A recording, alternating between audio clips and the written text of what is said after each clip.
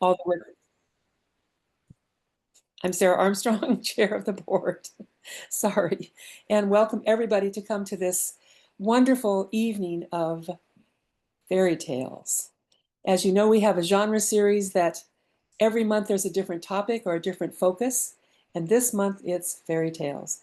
And we have a program for you today with people from different parts of the world. And we're so thrilled that you are here and that you'll be sharing with us. Just a little housekeeping item. We are going to have the chat open and hope that you will make your laudatory comments about the tellers after each teller. And at the end of the show, we'll bring all the tellers back who can talk about anything they have coming up next and anything you have coming up next. If you would hold that to put in the chat at the end of our program. Thank you. And if you would stay muted unless you are speaking, that would be lovely as well. Our first teller this evening is a woman of many talents. Prakriti Agrawal is our tech host, yay, and she's a storyteller. Her love for folk tales began as a child, flipping through Tinkle comics, which I don't know, long after bedtime. Today, she's still chasing after stories, only now she notices how the same folk tales pop up in totally different corners of the world. Her conclusion? Either wisdom is universal, or storytellers have been secretly plagiarizing each other for centuries. Prakriti, please tell us a story.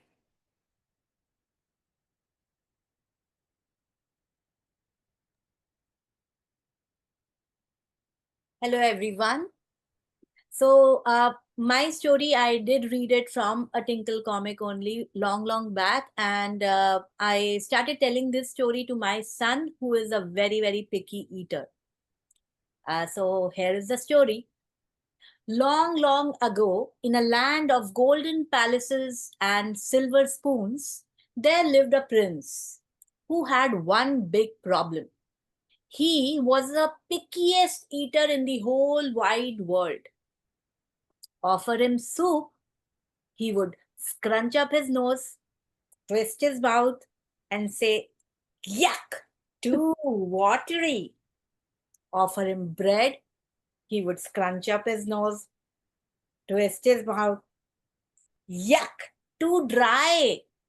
Offer him pudding, he would scrunch up his nose, twist his mouth, "Too wobbly, yuck."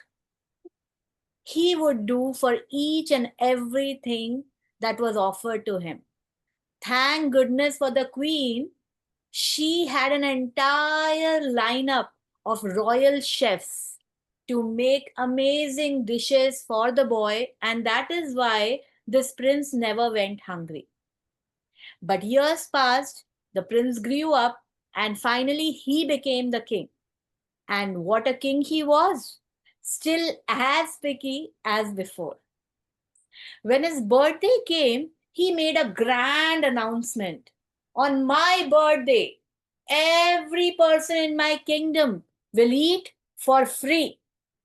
Everyone started applauding. Wow, what a wonderful idea. But I will decide what food is worthy to eat.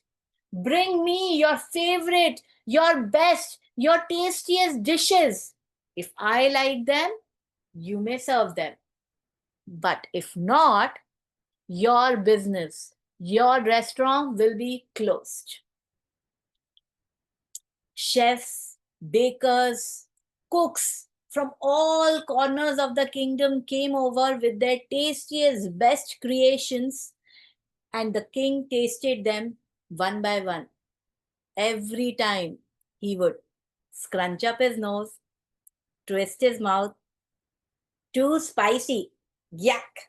Too salty, yuck. Too bland, yuck. Too oily, blah. Too sweet. One by one, the restaurant, bakeries, and all kinds of small cafes, shops, and stores started getting shut forever. Now, in a quiet corner of the kingdom, there was a humble baker who made amazing cakes. His cakes were as soft as the clouds and as sweet as the sunshine. But he was very, very scared. What if the king hates my cakes too? This is the only thing I know, and this is how I support my little daughter. That night, his little daughter came and squeezed his hand and whispered, Papa, don't worry. I will come with you tomorrow and I will make sure that the king likes your dish. The baker smiled, but inside he thought, what would my little daughter do in this? The next morning, both the baker and the daughter entered into the palace. The baker nervously offered his cake. The king took one bite, chewed, scrunched up his nose, twisted his mouth. Yuck! Too sweet! Shut his bakery! Immediately, the little girl stepped forward and said, Your Majesty, please wait. I have an idea. I can make my father's cake taste better without adding something to it and without removing anything from it. The king got curious. Impossible. Show me. The girl quickly pulled out a cake that she had baked herself and offered it to the king. The king took a bite and instantly spat it out. Achoo! You! What was that horror? The girl bowed and said, Your Majesty, that was a burnt cake. Now I request you to please have my father's cake again. The king took a deep sigh and took another bite. This time, his eyes closed, his tongue danced as the cake melted into his mouth, and a big smile spread on his face. Delicious! The best cake in the kingdom! From that day on, the king never judged food the same way again. And in that little bakery, people always ordered two things. First, a slice of the famous burnt cake, and then the soft and sweet sunshine cake. And you know what? After a mouthful of the burnt cake, everything tasted heavenly. Thank you.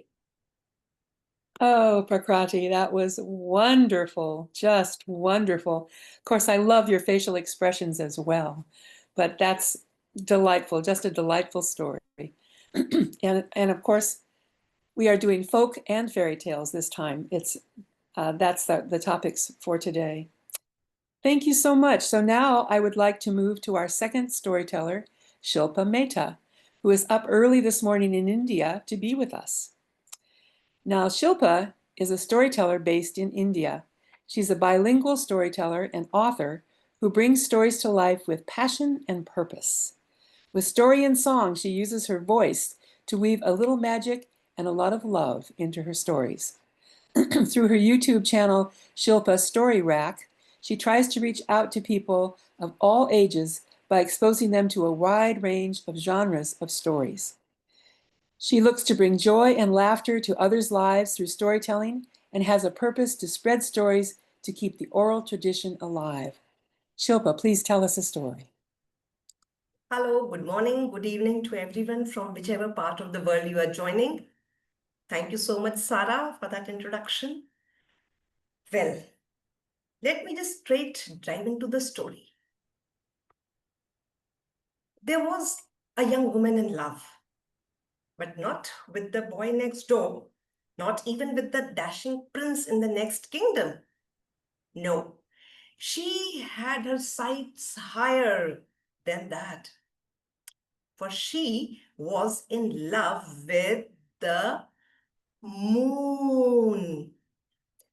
Each night, When the moon shone, she would go out on her balcony and call up to the moon, "Oh, moon, how beautiful you make my skin shine with your glistening light. I know you shine only for me. Won't you come down and marry me?" But the moon did not. And after a while, she would fall asleep under its soft light and dream about the day when the moon and she would be married and live together forever. Now, as she was a beautiful and talented young woman, many suitors proposed to her, but she would have none of them. Her heart was filled with love for the moon. Of course, her parents were upset, but she refused every marriage offer. The great spirit above, Tapu, saw all this and he shook his head. This woman is so innocent. She doesn't understand that some loves cannot be. Every night, the young woman would call out to the moon, and every night the moon traveled across the sky. One night she thought, if the moon won't come to me, I will go to the moon. And so she crept downstairs when everybody was asleep, went out in the garden and climbed the tallest tree. Yes, it was a difficult task for her, but she was determined to do it. When she got to the top, very top, she hung on the trunk and waved to the moon as it traveled across the sky. Oh moon, here I am. Here I am in a tree. Please come down and marry me." But the moon did not. You also know that some loves cannot be. At some other time, she thought, maybe the moon cannot hear me. I'll have to go higher. She left the house. She left her village and climbed the nearby mountain. It took her all day. When she got to the top, the sun was going down and the moon was rising. And as it came higher and higher and higher and closer, she said, "Oh moon, here I am on the mountain high. Come down and marry me." But the moon did not leave its spot in the heavens, for we all know that some loves cannot be. It was too dark to come down from the mountain that night, so she stayed there, shivering on a rocky surface at the top. When the sun came up next morning, she made her way back down the mountain. But she was still determined that she and the moon would be married and live together for eternity. She thought the reason the moon was not coming to get her was that there was some kind of a trouble. Something was holding the moon back and she would get to the bottom of it. What would it be? What it would be? She thought to herself. Well, the moon comes up at the horizon. I will walk towards the horizon and I will find out what is stopping the moon. She set out again. She walked and she walked and she walked and she walked, and she went far from her village than she had ever gone. The sun went down and down, and the moon started coming up and up, and she called out again, oh moon, here I am between land and sky. Come down and marry me." But the moon never left its path. Some loves cannot be. She stayed in the forest and cried all night long. In the morning, she knew she would have to go back to her village. She started walking slowly. Her feet were full of blisters. The sun started to go down again, but she didn't reach her village.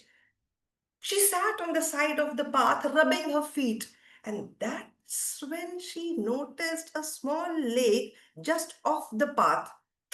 She thought to herself, my feet are aching. I think I should just go and dip my feet in the lake and cool them. So she went over to the lake. She just sat down and she just put her feet in the lake. When she couldn't believe what she was seeing, she rubbed her eyes, she blinked. Could it be?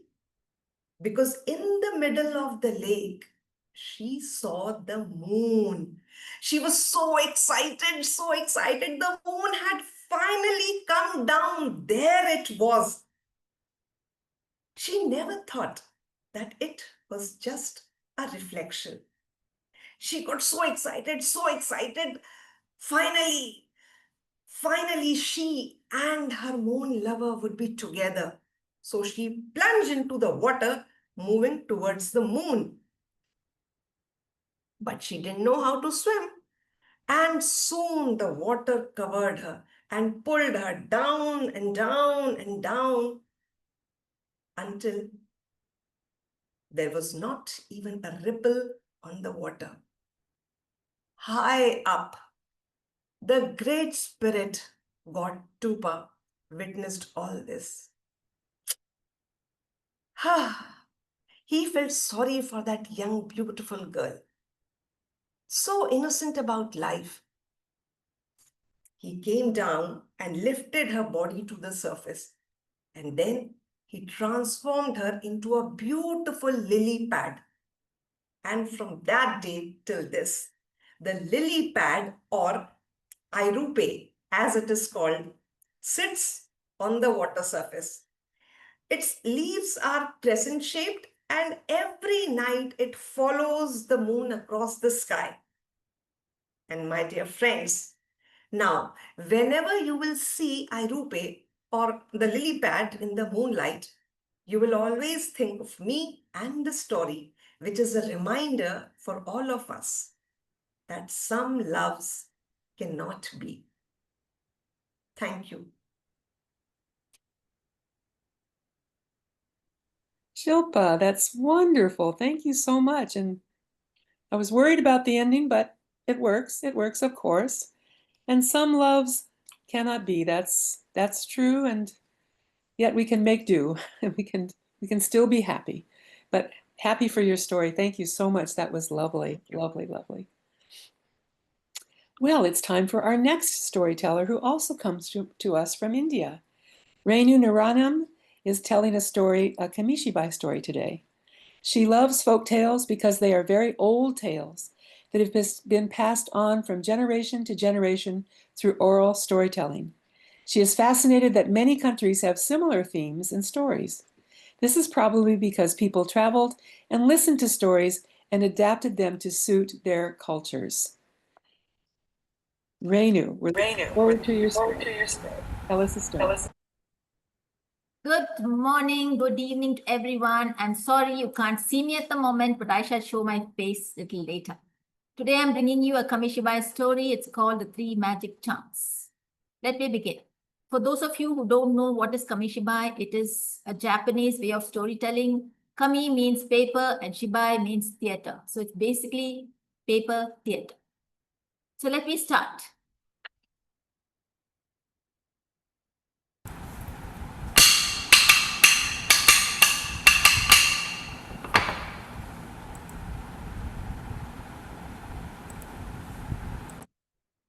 A long, long time ago.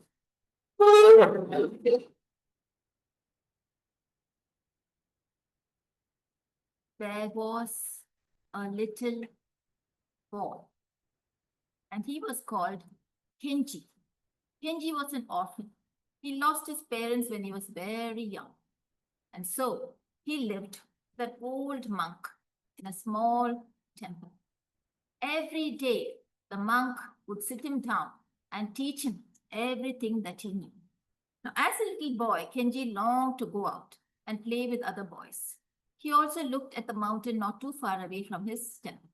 He would look at it every day and wish that he could climb up that tree, because on that mountain was a beautiful chestnut tree. And on that tree were lots and lots of chestnuts. Oh, how he longed to go to that tree, climb it, gather those chestnuts and eat them up. He loved chestnuts so much. So every day he begged and begged the master, please, please let me go. I want to climb up that mountain and I want to eat those chestnuts. And finally, the monk said, yes, you may go. But remember, on that mountain, it's believed that there are wicked witches who might catch you and take you away. So here are 3 magic charms. Keep them very, very carefully. And if you run into trouble, use them wisely. And so the little boy set off. He walked and walked and walked, climbed up that mountain, climbed up into that tree, gathered as many chestnuts as he could possibly carry in his hands. There he was, sitting under the shade of that beautiful tree, gobbling up the chestnuts, one by one. Finally, he gathered quite a few in his little basket, and off he went back home. And as he was walking, he came across an old lady. She said, hello, Kenji. How are you? It's been a long time since I saw you. You were a little baby, you know. Kenji looked at the woman. Who was this? He didn't know her, but she seemed to know him so well. She smiled at him and she said, Kenji, I want you to come to my house. I'm going to boil some chestnuts, butter and salt, and they are going to be so yummy. Wouldn't you like to have some? Kenji, who loved chestnuts boiled in butter and salt, said, yes, yes, I will come. And so he went to the old lady. She boiled lots and lots of chestnuts, and Kenji enjoyed them. Yum, yum, yum, yum, yum. And as soon as he was finished, he realized it had become really dark outside. So she told him, listen, my little boy, don't go back home. I'm going to let you sleep here in my house. And so Kenji was given a room. He went to sleep. But suddenly, in the middle of the night, he heard some noises. Quack, quack, quack, quack. He got scared. He got up and went, like all curious children did. He peeped through the keyhole. And what do you think he saw? Oh no, he thought to himself. There was the old woman. She had become a huge witch and she was sharpening a knife. He made that noise and the witch heard. She said, ha, ha, ha, ha, ha. Now you know who I am. I need to go to the bathroom. Please, please, can you let me go? Please, please. And the witch said, okay, but I'm going to tie you with a rope. Don't think you can run away from me. And she tied a nice thick rope around his waist. The little boy said, yes, yes, I'll be right back. And he ran outside to the washroom. And there he tied the other end of the rope to the bathroom wall. And he said, talk like me. He stuck one of the magic charms onto it and ran away as fast as he could. The old woman kept calling out to him, come back, have you done? Are you done? And the post kept saying, no, I'm not done yet. I'm not done yet. Finally, she was suspicious. So she came rushing out. When she saw what he had done, she was furious. Oh, that nasty little boy. I am going to get him for this. And off she went as fast as she could. And as she came closer and closer, the little boy ran faster and faster. And he thought, oh my God, what am I going to do now? She's going to catch me. And he threw the second magic charm out and he said, let there be a huge ocean.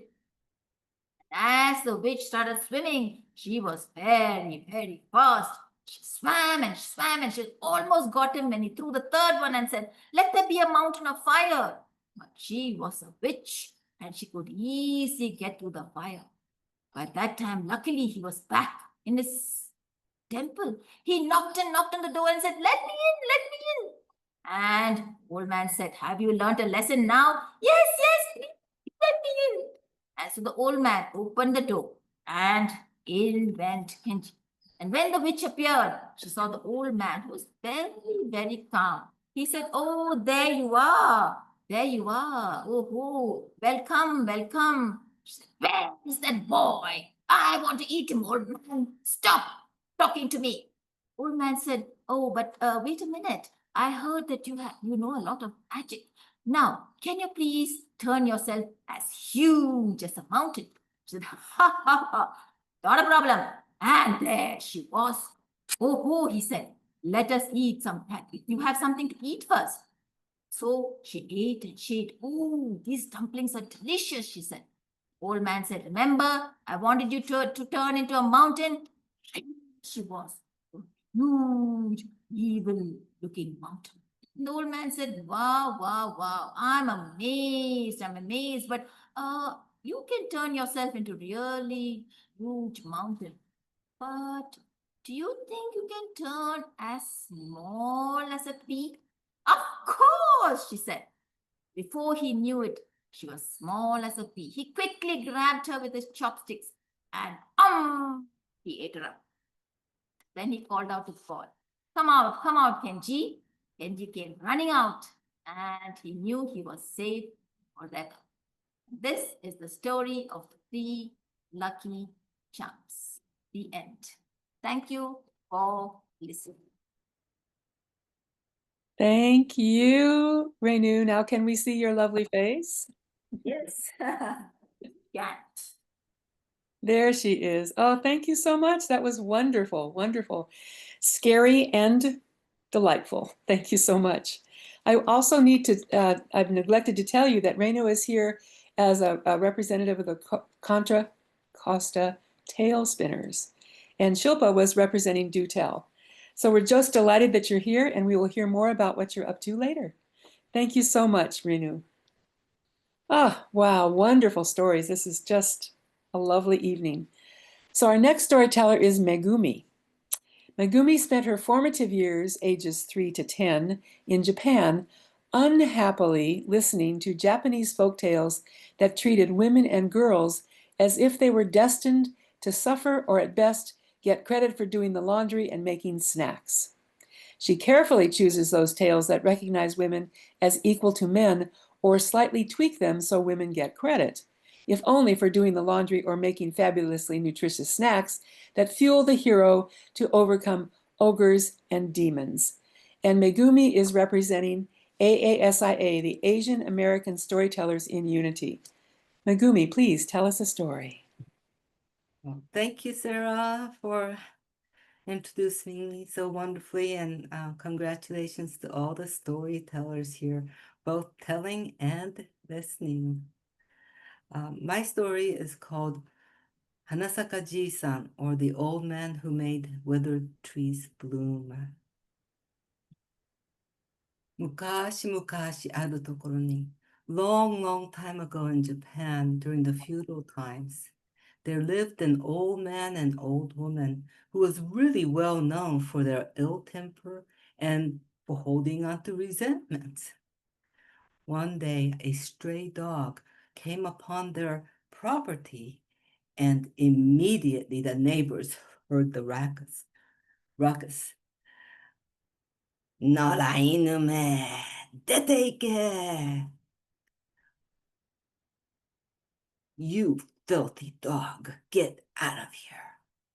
Well, the next door neighbors, who were well known for their kindness and generosity, sprinted right over and said, "Oh, excuse me, can we be of help? すいませんけれども、どうにか."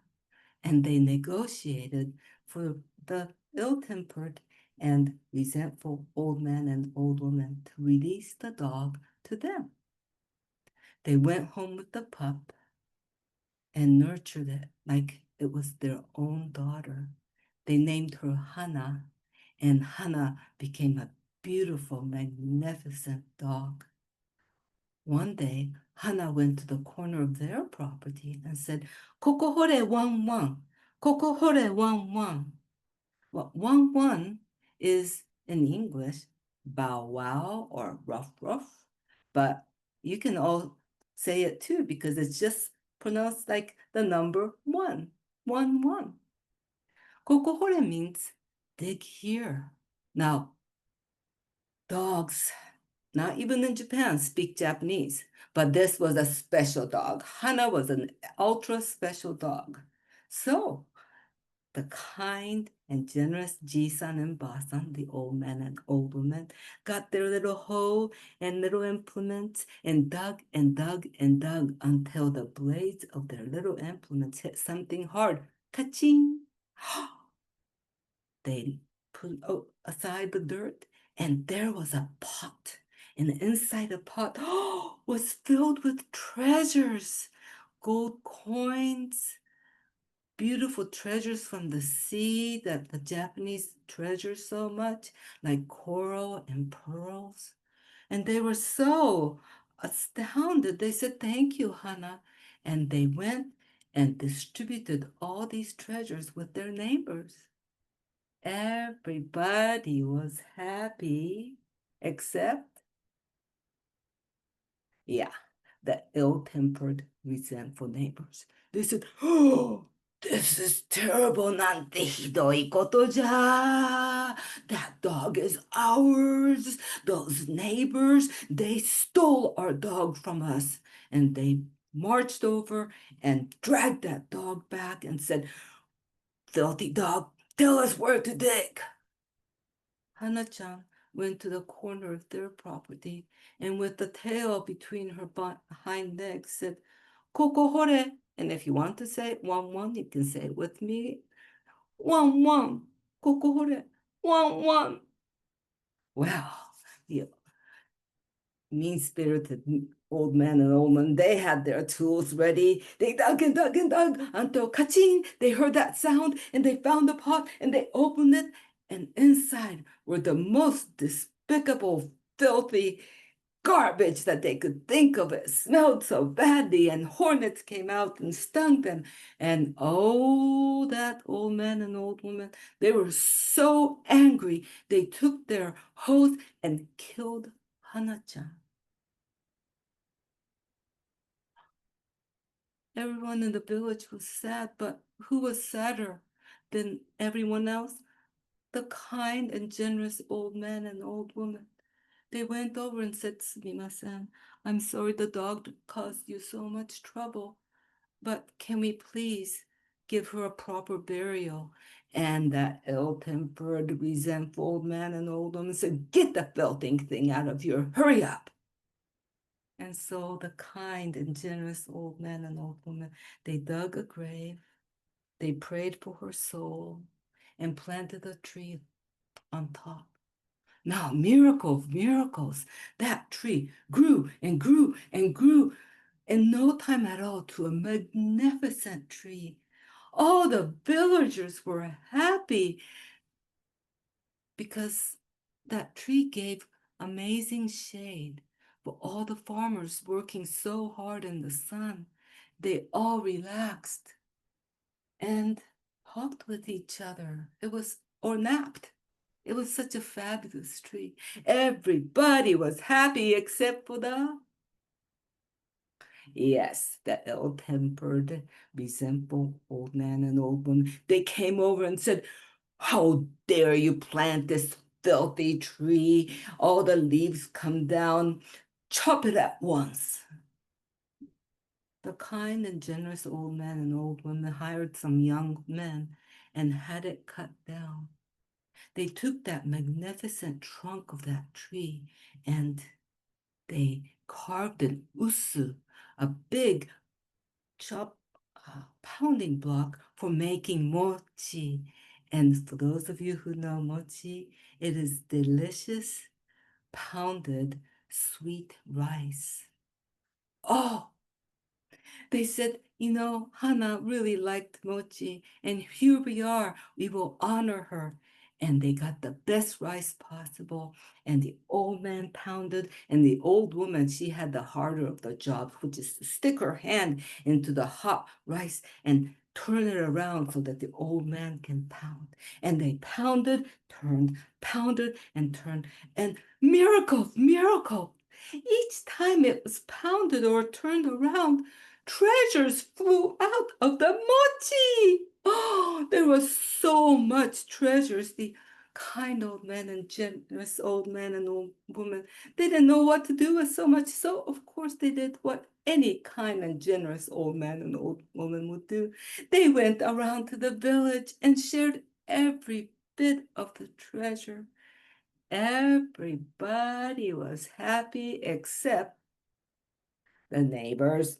Yes, the old ill-tempered, resentful old man, old woman came over and said, "That was our idea to chop that tree down. You took our miraculous usu from us. Give it back." And they dragged that huge thing back to their house, and they took the cheapest sweet rice possible, and they made mochi. Every time the old man pounded, well, because it's a macho thing to do, of course, the man would be doing the pounding and the woman would be doing the dangerous thing of turning the rice around. The filthiest, smelliest garbage flew out of the mochi and nothing was edible and the whole place was a mess. Oh, the old man and the old woman, they were so angry. They chopped the usu into pieces. They burnt it up. When the kind and generous old man and old woman heard about it, they went over and said, "Oh, I'm sorry we caused you so much trouble. At least can we clean the ashes from burning the usu?" And they said, "Take it away." So they took the baskets and put the ashes into the basket.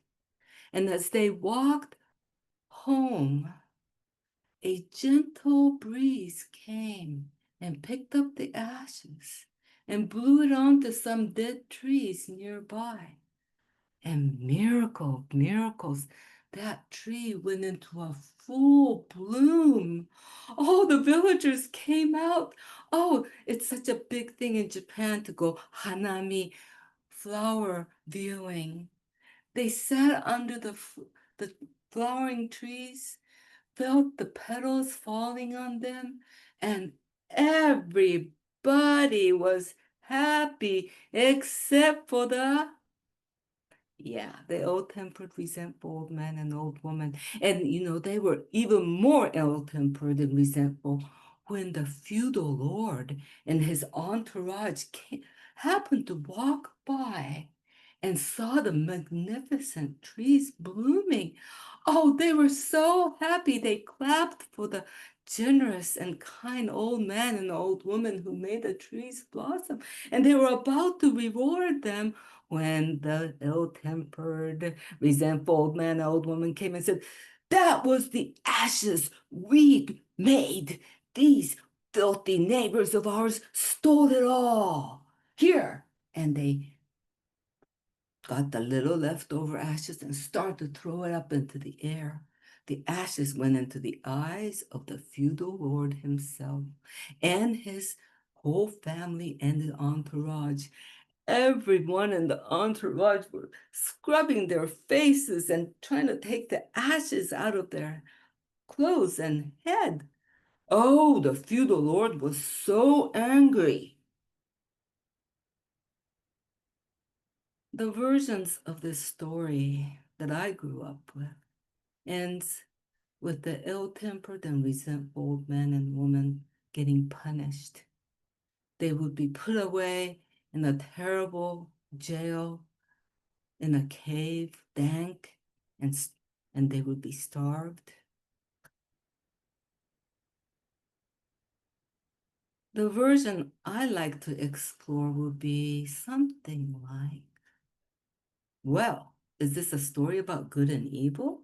Or is it a story about the dangers of living with resentments and the dangers of living codependently, always people-pleasing? My wish is that the feudal lord had the wisdom or had wise enough advisors that they figured out a way for everyone to learn from these mistakes and to help everyone set healthy boundaries and be kind and generous, even without people pleasing. And that's the story of the old man who made trees blossom and, of course, love for our little pooches. Wow, Megumi, you took us on quite a ride, up and down and up and down. And I love your thoughts about different endings and what we can learn, what we each will take away from the story. Thank you so much. That was just delightful. Ah, that's just lovely. Thank you. Well, our next storyteller is Charles Kiernan, and he's our special guest this month. As you probably know, we invite somebody from far or wide to come and share their stories with us that we wouldn't normally get to hear. So it's a privilege, and we're so grateful. We are so delightfully grateful that Charles has come to us today. He's currently in Pennsylvania, so staying up late for us, and he's a lover of fairy tales, the stranger the better. He talks about them in his blog, Fairy Tale of the Month. Fairy tales are where we exist in dream time. You can join Charles' blog and subscribe to his monthly writer's journey by going to chaztale.net, and we'll put that in the chat later. Of late, he has also been fobbing himself off as Mark Twain with some success. Charles, tell us a story, please. Thank you so much. I'm going to tell you a Grimm story. Brothers Grimm, they collected over 200 fairy tales. And the one I'm going to tell you is called The Goose Girl, which was collected from Dorothy Vaughan, who gave them quite a few. Up to about 40 of the tales came from this woman who was selling vegetables in the local market.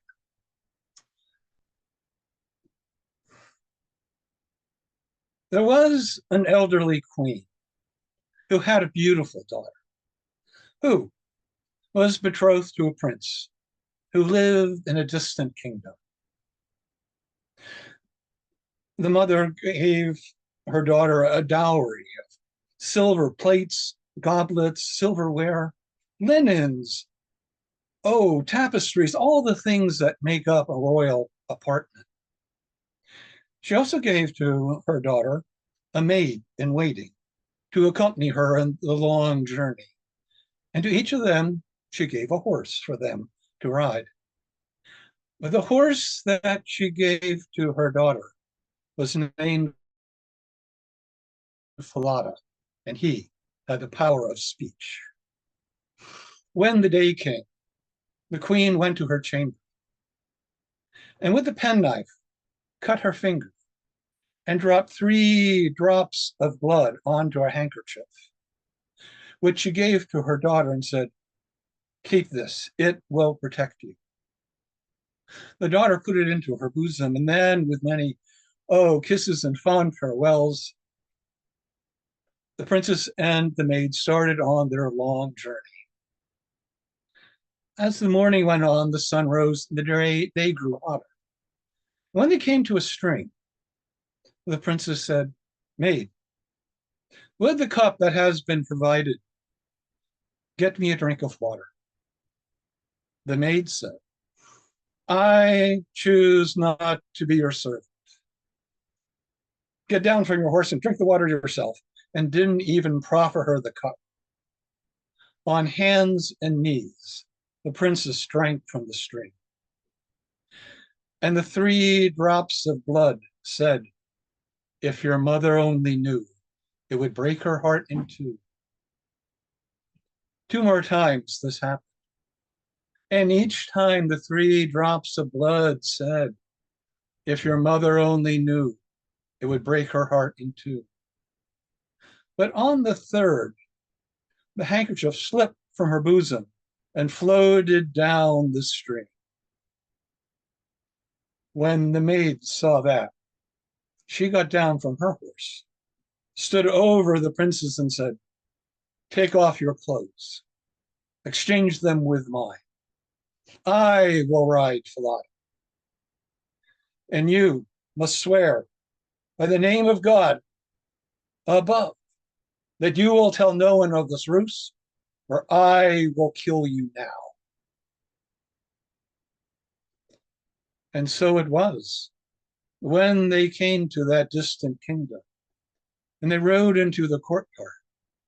The prince saw them and ran out, and mistaking the maid to be his bride, took her from the horse and carried her into the great hall to the cheers of his subjects, while the real princess stood alone in the courtyard.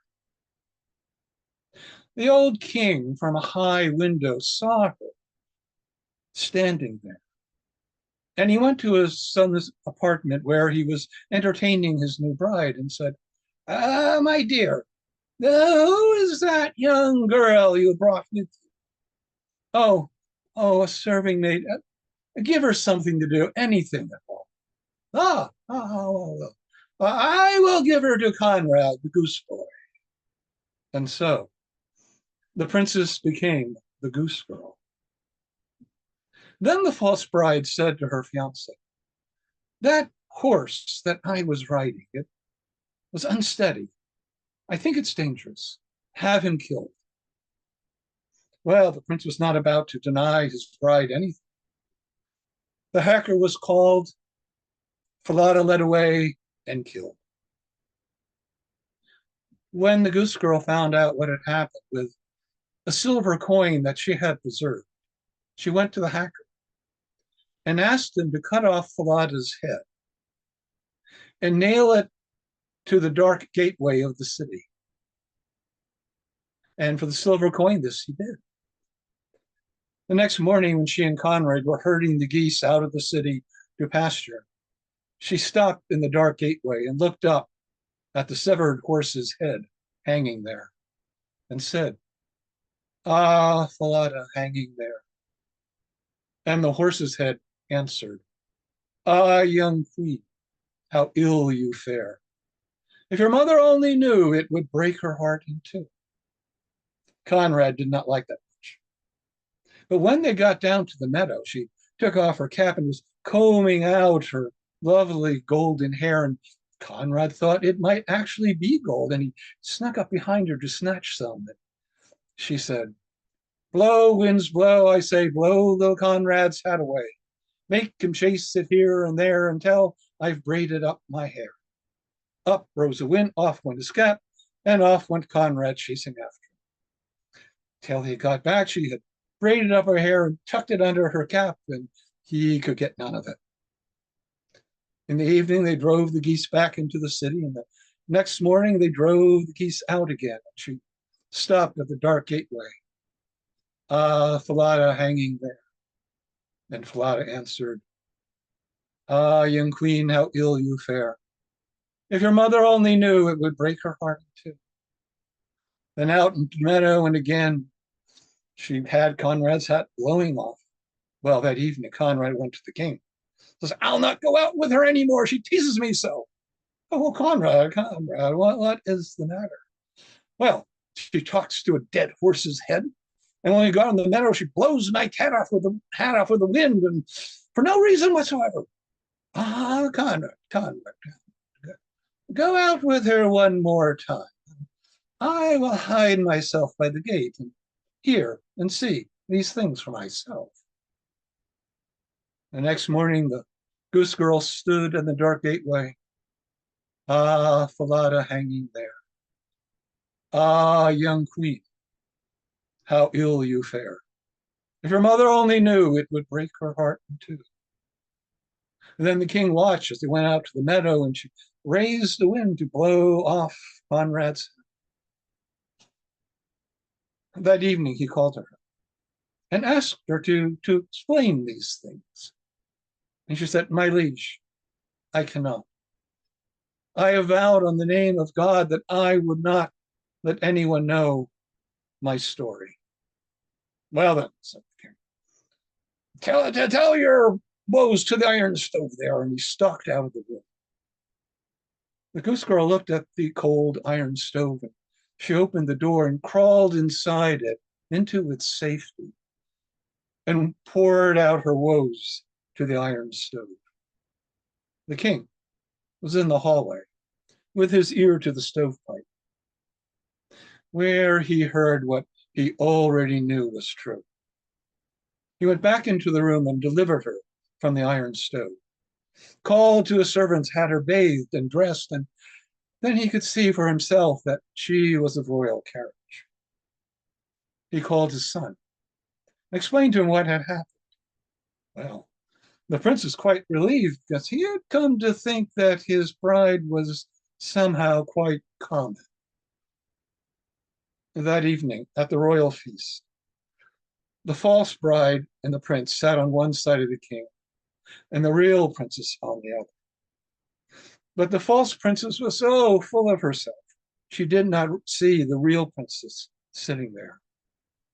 And when the feast came to end, the king turned to the false bride and said, My dear, I need some advice. What would you do with a serving maid who is proven false? Well, she said, I would have her stripped naked, thrown into a barrel lined with nails, and rolled through the streets by 2 white horses until dead. Said the king. Well, you have pronounced your own judgment.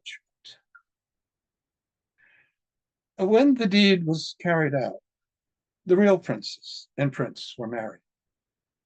And when the old king died, they ruled in his stead wisely and well. And that's the story of the Goose Girl.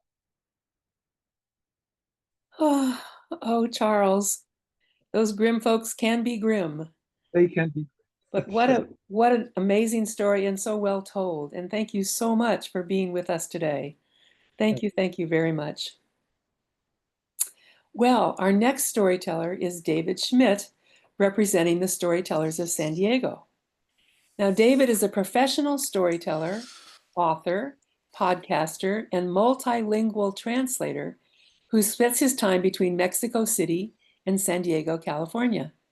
He is partial to tales of the supernatural and the macabre, firmly believing that whether or not you believe in ghosts, there is always deep truth to be found in ghost stories.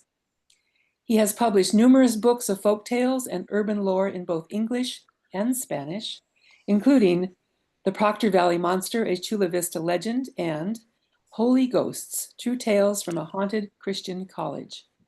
David, what have you got for us today?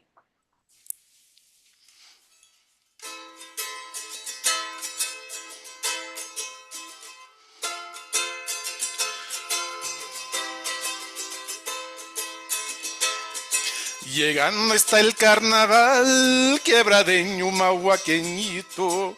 Llegando está el carnaval, quebradeño mi cholita. Esta de la quebrada, mahuaqueña para bailar. Que charango y bongo, carnavalito para bailar. Quebradeño, mahuaqueñito. Quebradeño, mahuaqueñito.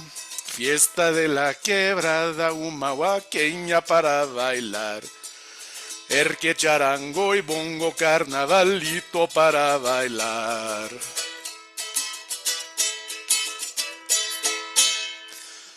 So this instrument, this is a charango. It's from the Andes Mountains. That's a folk song about a carnival in the Andes Mountains, and that's where this story begins. At a town carnival in a little small town up in the Andes Mountains. And our story begins with a married couple, Don Francisco and Doña Ana. When they lived up there, they were humble farmers up in that town. Don Francisco, he was tall and thin. And Doña Ana, she was very heavy set. She was a very good cook. She liked her own cooking. And the two of them lived very happily in that town. But on this particular evening, they'd gone to the carnaval, to this celebration. And the carnaval was in honor of all the apus, the guardian spirits of the mountains and rivers and forests. And so they were in the town square with all the other townsfolk. And then Don Francisco, he noticed somebody he'd never seen before. And it was a tall man dressed very elegantly. He had this wide-brimmed hat on, and his skin was pale, sallow and pale, more pale than anybody's skin Don Francisco had ever seen. But that man, he was dressed so elegantly, and he showed up with a cart, and he had several clay jars of chicha, that fermented drink that's so delicious. And he started just giving the chicha out to people.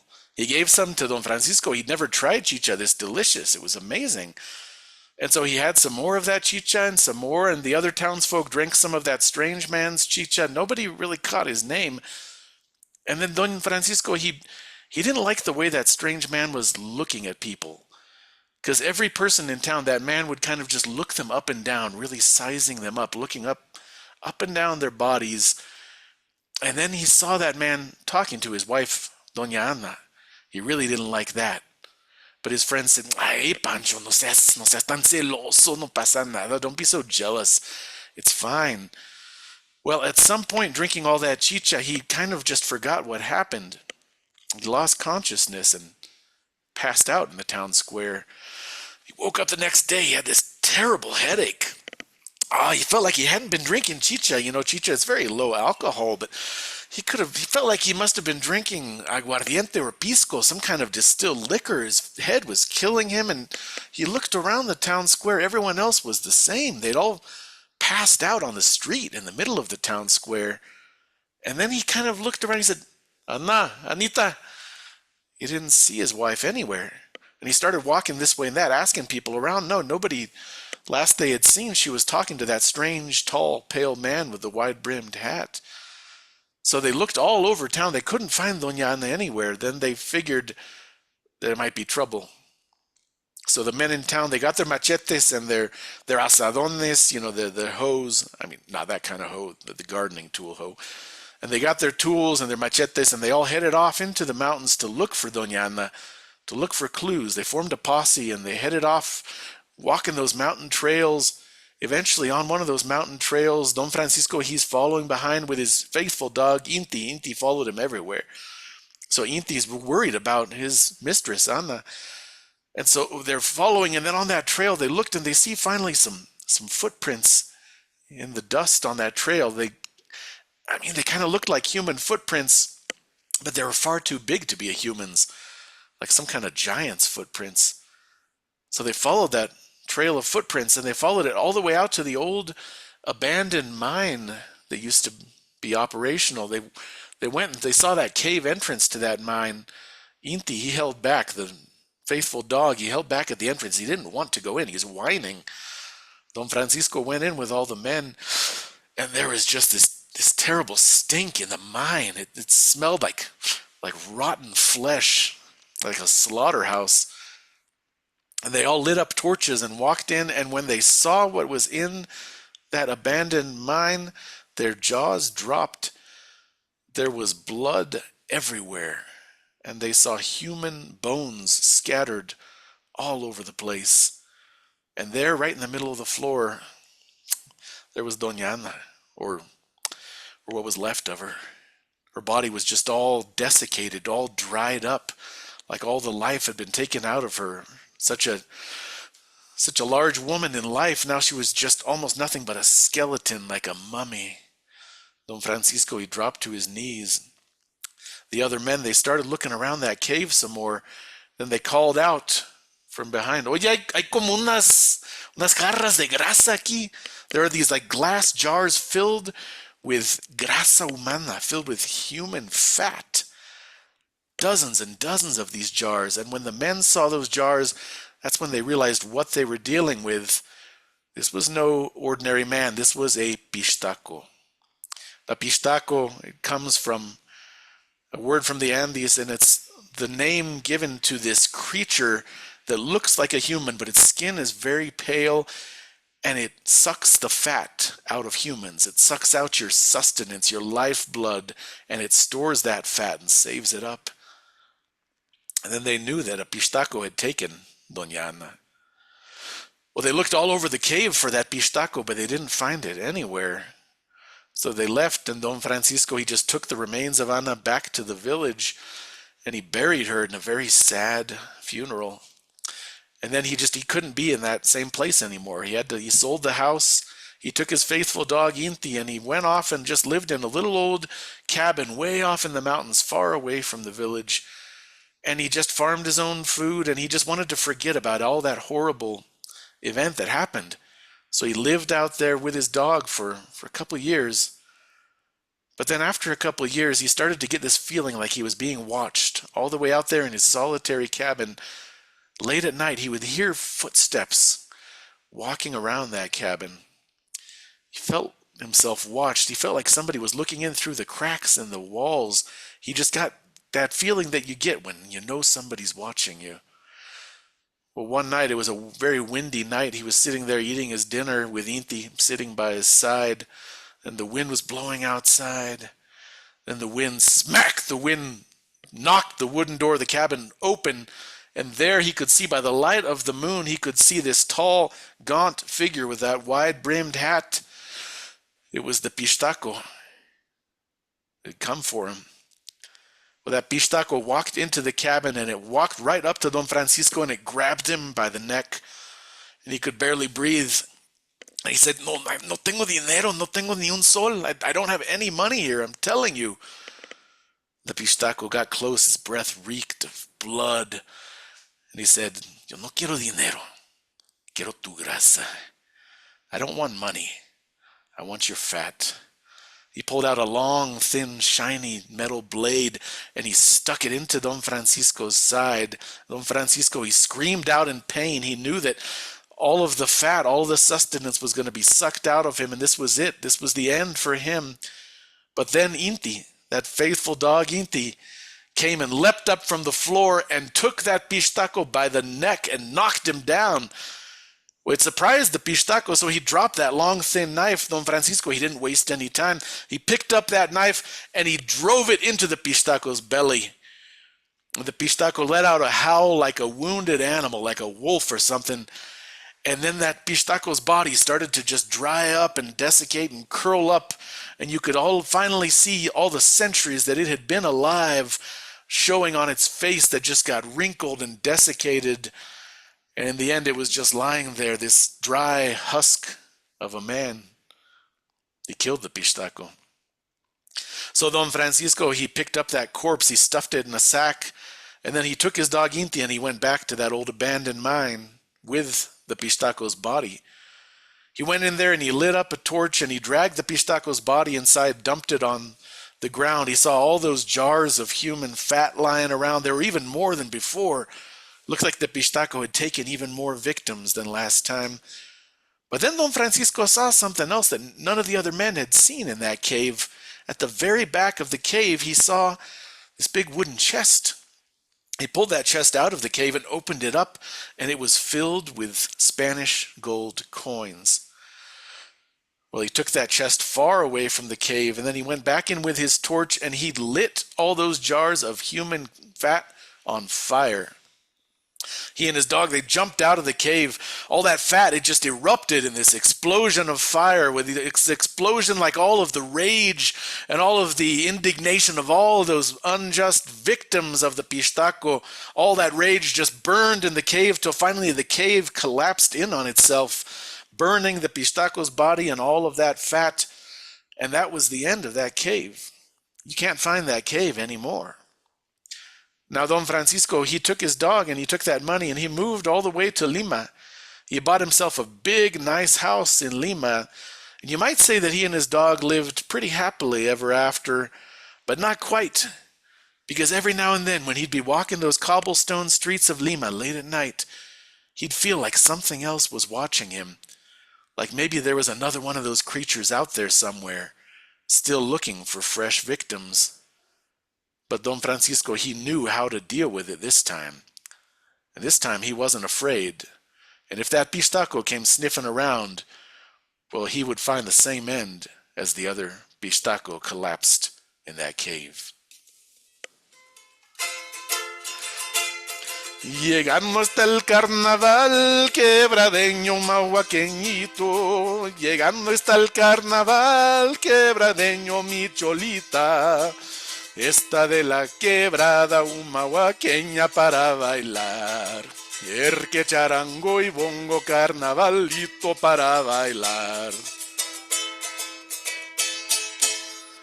The Pistaco. Oh, David, well, the Grimms don't have their lock on horror stories. Very well done. Thank you. And thank you for your music. And it's just really lovely. So appreciate your joining us. Thank you, thank you, thank you. Well, we're down to our last storyteller of the evening. Again, representing the Storytellers of San Diego, I'm delighted to have Aunt Leanne join us. Yes, right. Now, Aunt Leanne firmly believes that the wisdom and joy of folktales is the birthright of every human being. She loves folktales because they are so universal and adaptable. The magic found in folktales resonates for her in a more true manner than all the truths found in the mundane world. Besides, they're fun. Aunt Leanne, tell us a story. Thank you, Sarah. Oh, just going to take a minute to shiver. Okay.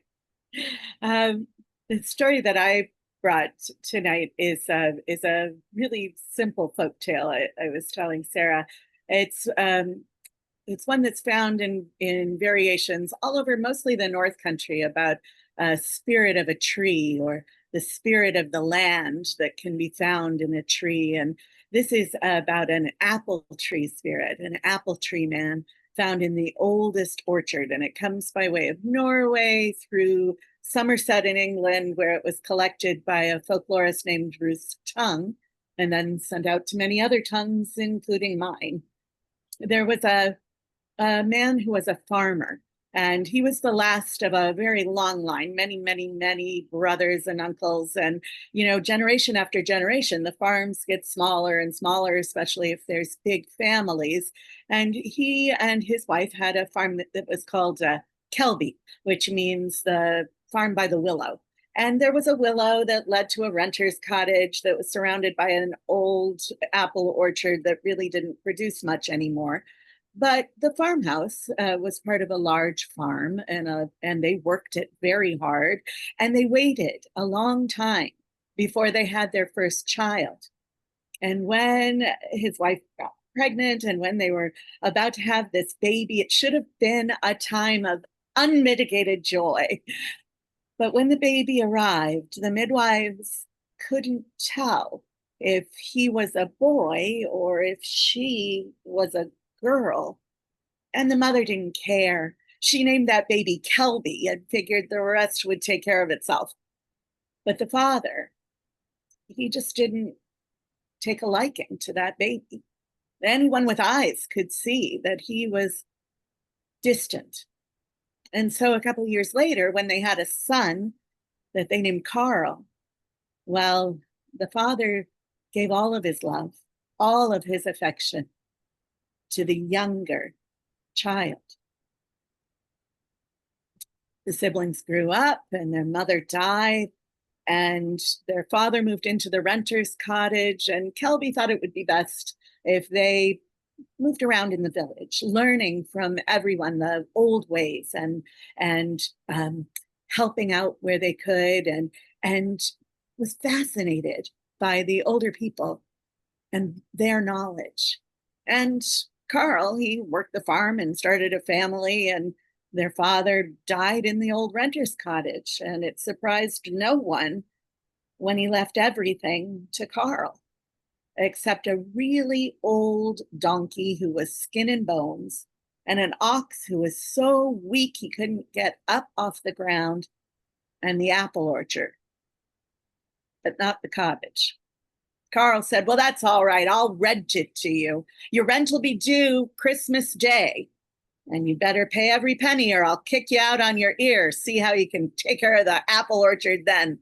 And he laughed. The Kelby, as always, never complained and was grateful for what they had. Kelby went right to work, mowing down the grass that had been growing along the trail to the renter's cottage, and that grass fattened up that donkey. And remember, Kelby had been studying the old ways. They knew just the right herbs to rub all over that ox, and just the right words, the old words, to say while doing it. And soon the ox was able to get up and was shining in health, and the donkey was able to work, and Kelby took them both into the apple orchard to get it into shape, clearing out the old debris and feeding the trees. And unbelievably, that orchard started to produce apples to eat and apples to sell, and even a first pressing of apple cider.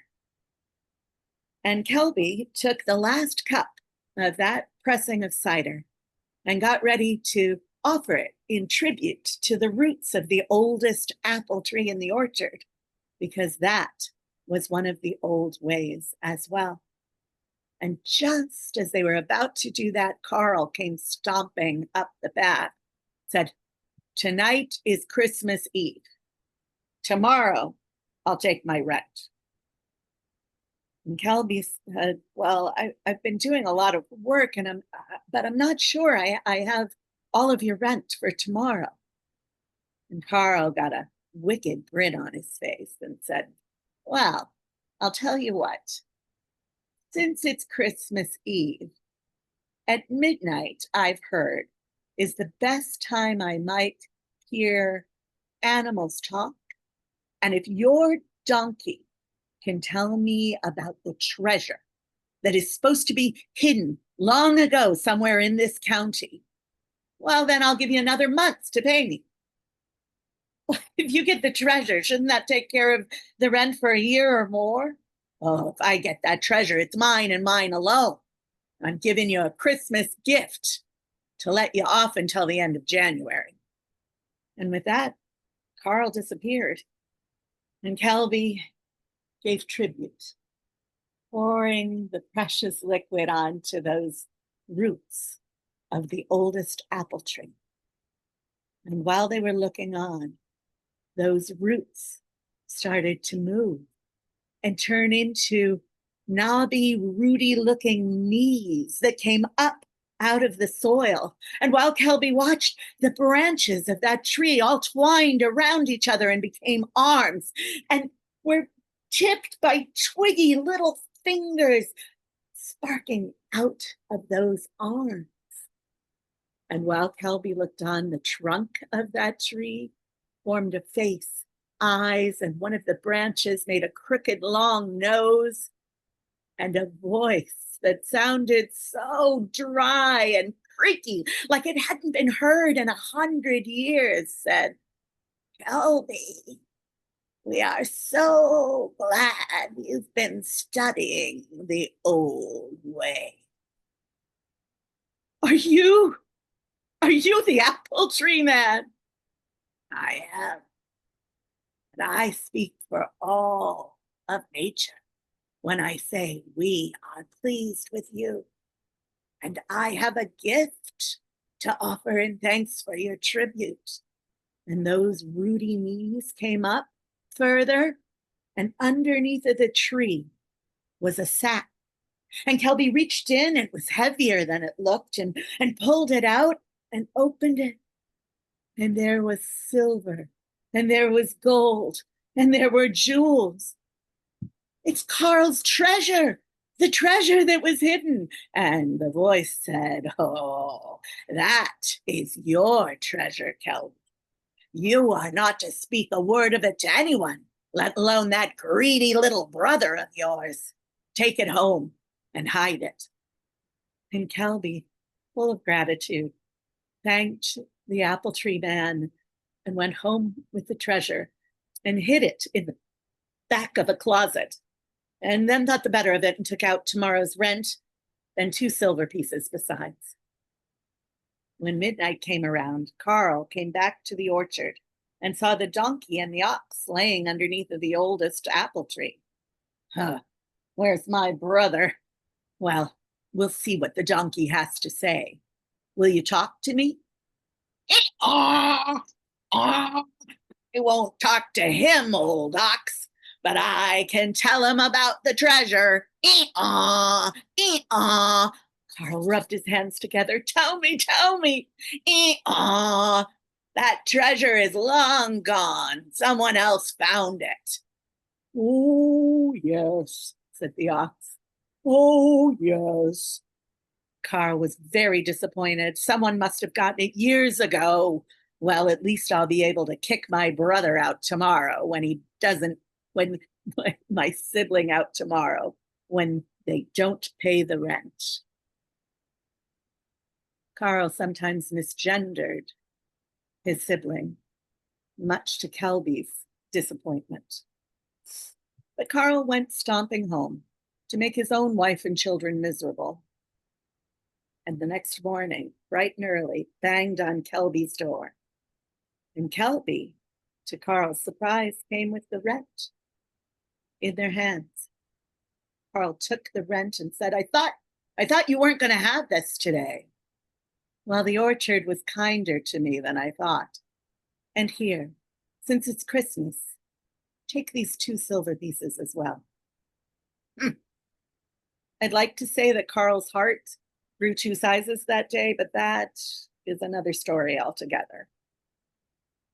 He went home again, and Kelby, well, they say that Kelby lived a generous life, always had a little something extra for anyone who needed it.